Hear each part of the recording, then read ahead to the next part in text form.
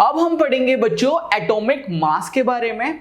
Atomic mass क्या होता है स्टूडेंट? ये एक एटम का मास होता है। जैसे कि मैंने आपको बताया था कि जो एटम है वो इलेक्ट्रॉन, प्रोटॉन और न्यूट्रॉन से मिलकर बनता है। और मैंने आपको ये बात बताई थी कि जो हमारा इलेक्ट्रॉन होता है उसका जो भार होता है वो बिल्कुल नेग्लिजिबल होता है, मतलब वो बिल्कुल हल्का होता है, तो उसके भार को हम इंक्लूड नहीं करते।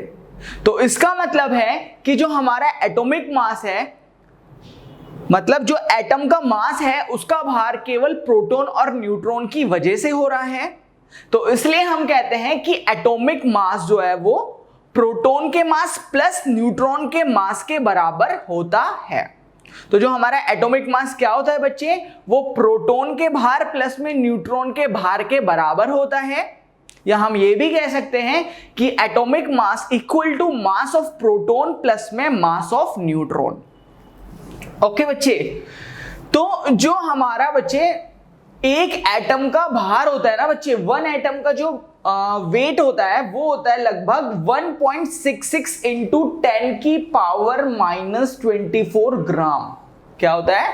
1.66 इंटू 10 की पावर माइनस 24 ग्राम, जो कि काफी छोटा है क्योंकि बच्चे 10 की पावर माइनस 24 है, मतलब इस 1 से आगे 24 जीरो और लगेंगी, फिर उसके बाद पॉइंट आएगा 0.00000000 24 बार, फिर 166 ग्राम। तो ये बहुत ही छोटी वैल्यू है, ठीक है ना। तो जो हमारे एटम का वेट होता है बच्चे वो काफी ही ज्यादा ग्राम में काफी ज्यादा छोटा होता है, इसलिए हम एटम के वेट को एटॉमिक मास यूनिट में लेते हैं।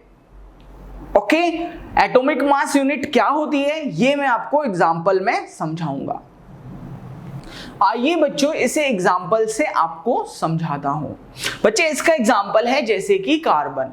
जो हमारा कार्बन होता है बच्चे, इसका एटॉमिक नंबर 6 होता है। मतलब जो हमारी पीरियोडिक टेबल है ना, मतलब जब हमने 118 एलिमेंट को खोजा या डिस्कवर्ड किया तो उसमें जो छठा एलिमेंट हमने रखा पीरियोडिक टेबल में वो था हमारा कार्बन। तो जो एटॉमिक नंबर है बच्चे इसका होता है कितना प्यारे बच्चों? 6। अगर इसका एटॉमिक नंबर 6 है कार्बन का, कितना है प्यारे बच्चों? 6 है। तो अगर किसी एलिमेंट का या कार्बन का एटॉमिक नंबर 6 है तो उसके अंदर प्रोटॉन भी 6 होंगे और उसके अंदर इलेक्ट्रॉन भी 6 होंगे, ठीक है ना। मतलब किसी का अगर एटॉमिक नंबर हमें गिवन है तो उसके अंदर उतने ही प्रोटॉन और इलेक्ट्रॉन होंगे। एग्जांपल, अगर किसी एलिमेंट का एटॉमिक नंबर 4 है तो उसके अंदर प्रोटॉन भी 4 होंगे और इलेक्ट्रॉन भी 4 होंगे। तो हमेशा प्रोटॉन और इलेक्ट्रॉन की संख्या बराबर होती है, तो इसलिए इसके अंदर जो प्रोटॉन है बच्चे वो भी कितने लिख दिए हमने? 6 लिख दिए। ओके, तो प्रोटॉन का है इसके अंदर बच्चे, ये मान लो कि ये जो पिंक वाले हैं ये प्रोटॉन है। क्या है बच्चे? प्रोटॉन है। और जो ये ब्लू वाले हैं बच्चे ये है न्यूट्रॉन। क्या है प्यारे बच्चों? न्यूट्रॉन, ठीक है ना। तो इसके अंदर 6 पिंक कलर की बॉल है तो 6 प्रोटॉन हो गए, और इसके अंदर 6 नीले कलर की बॉल है तो इसलिए इसके अंदर 6 न्यूट्रॉन हो गए। मैंने आपको बताया था कि जो हमारा एटम होता है वो 3 चीजों से मिलकर बनता है। कौन कौन सी चीजें? प्रोटॉन, इलेक्ट्रॉन और न्यूट्रॉन। जैसा कि आप देख पा रहे होंगे पिंक वाली बॉल प्रोटॉन है, ब्लू वाली बॉल न्यूट्रॉन है, और जो ये ग्रीन वाली बॉल है बच्चे ये होती है हमारी इलेक्ट्रॉन। क्या है? ये इलेक्ट्रॉन है, ठीक है ना। तो इसमें से जो इलेक्ट्रॉन का भार होता है वो बिल्कुल ही कम होता है, बहुत ही ज्यादा कम होता है, ठीक है ना। तो इसका तो कोई भार है नहीं, इसका कोई मास है नहीं, तो इसलिए जो हमारा एटम है उसका वेट केवल प्रोटॉन और न्यूट्रॉन की वजह से होता है। तो अगर हमको एटॉमिक मास निकालना है प्यारे बच्चों, क्या निकालना है? Atomic mass. तो हम एटॉमिक मास निकालने के लिए क्या करेंगे? इस प्रोटॉन और न्यूट्रॉन को क्या कर देंगे? जोड़ देंगे। तो 6 और 6 कितना हो गया? 12 हो गया। तो इसलिए जो हमारा कार्बन एटम है बच्चे इसका भार होगा 12, क्योंकि इसके अंदर 6 प्रोटॉन है और 6 न्यूट्रॉन है, ठीक है ना। तो बच्चे जो हमारा एटॉमिक मास होता है ना वो प्रोटॉन और न्यूट्रॉन के भार के जोड़ के बराबर होता है।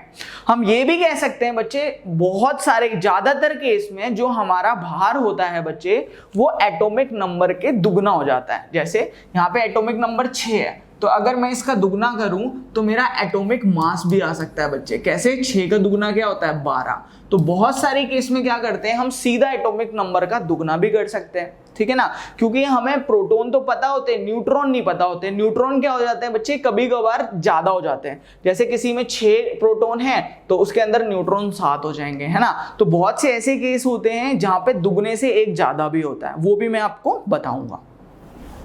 बच्चे इसका सेकंड एग्जांपल है ऑक्सीजन। क्या है? ऑक्सीजन। तो जो हमारा ऑक्सीजन है बच्चे इसका एटॉमिक नंबर होता है 8। तो मैंने बताया था अगर इसका एटॉमिक मास निकालना है तो हम एटॉमिक नंबर का दुगना कर देते हैं। क्या कर देते हैं? दुगना। तो इसका एटॉमिक मास कितना हो जाएगा प्यारे बच्चों? एटॉमिक मास क्या हो जाएगा इसका? 8 का दुगना क्या होता है बच्चों? 8 का दुगना होता है 16, ठीक है ना। तो इसलिए जो इसका एटॉमिक मास आएगा बच्चे वो आ गया 16। देखो ये रहा, है ना। तो हम क्या करेंगे जनरली एटॉमिक मास निकालने के लिए एटॉमिक नंबर का दुगना कर देते हैं। बट कुछ केसेस ऐसे होते हैं बच्चे जिसमें एटॉमिक मास एटॉमिक नंबर के दुगने से एक ज्यादा हो जाता है। वो कौन कौन से केसेस हैं? जैसे कि बच्चे सोडियम। तो जो हमारा सोडियम होता है बच्चे इसका जो एटॉमिक नंबर है प्यारे बच्चों वो होता है 11। बट इसका जो एटॉमिक मास है बच्चों तो 11 का दुगना तो 22 होना चाहिए, बट इसका होता है एक ज्यादा, वो होता है 23, ठीक है ना। इसका सेकंड एग्जांपल है जैसे कि क्लोरीन। क्लोरीन का एटॉमिक नंबर कितना होता है बच्चों? इसका एटॉमिक नंबर होता है 17, ठीक है ना। ओके, मैंने आपको बताई थी टेबल्स, एक 18 एलिमेंट की टेबल बताई थी ना, उसमें क्लोरीन था, है ना। तो क्लोरीन का एटॉमिक नंबर होता है 17। तो इसका एटॉमिक मास भी क्या होता है बच्चे? एक दुगने से एक ज्यादा।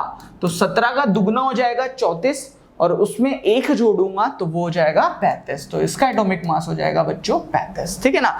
तो हमें सोडियम और क्लोरीन ऐसे एलिमेंट्स के एटॉमिक मास को क्या करना पड़ेगा बच्चे? याद रखना पड़ेगा, जिसमें दुगने से एक ज्यादा होता है। ये ज्यादा इसलिए होता है क्योंकि इसके अंदर न्यूट्रॉन एक ज्यादा होते हैं। मतलब जैसे अगर मैं सोडियम की बात करूं तो सोडियम का जो हमारा एटॉमिक नंबर है बच्चे वो है 11। तो इसका मतलब है इसमें प्रोटॉन कितने हैं बच्चे? 11।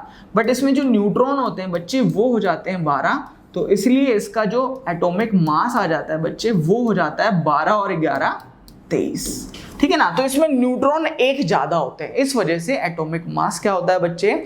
हमारा कुछ एलिमेंट्स का दुगने से एक ज्यादा आता है।